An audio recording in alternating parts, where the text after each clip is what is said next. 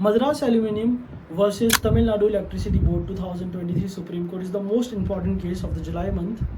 and this case relates to the supply of electricity. Because जो इस case में party होती है उसका पहले का एग्रीमेंट होता है गवर्नमेंट से जो कि 23,000 किलोवाट का होता है, बट जो पार्टी अब होती है उसके बाद थोड़े टाइम के बाद उसका जो मन होता है वही होता है कि इस कंजम्पशन को रिड्यूस करके हम 10,000 किलोवाट कर देते हैं। तो वो एप्लीकेशन फाइल करती है एप्रोप्रिएट अथॉरिटी के सामने कि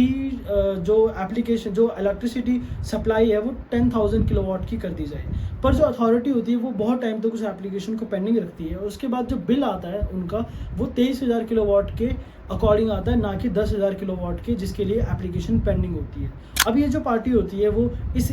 इनऑर्डिनेट डिले के लिए ऑनरेबल सुप्रीम कोर्ट में अपील फाइल करती है, क्योंकि वो जो अथॉरिटी है वो भी एक स्टेट है एज पर आर्टिकल नंबर 12। तो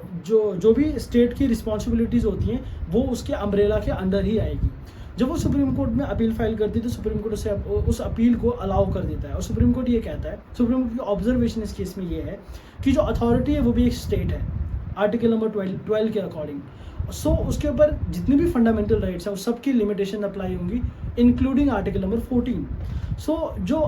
मैनिफेस्ट आर्बिट्रेरीनेस है जो इस अथॉरिटी के एक्शंस में, because there is an unreasonable delay in this particular case which has caused a severe injustice to the party, that is not accepted,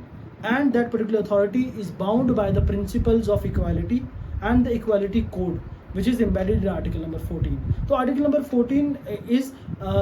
antithesis to arbitrariness. So इस case में supreme court ने ये कहा है कि जो authority है even in the contractual relations, even in the contractual obligations which are emanating from a contract,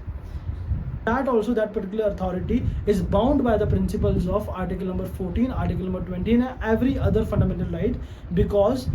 that is the purpose why article number 12 is so expansive in its term in the Constitution of India. If you want in-depth analysis of this particular case, you must visit our channel.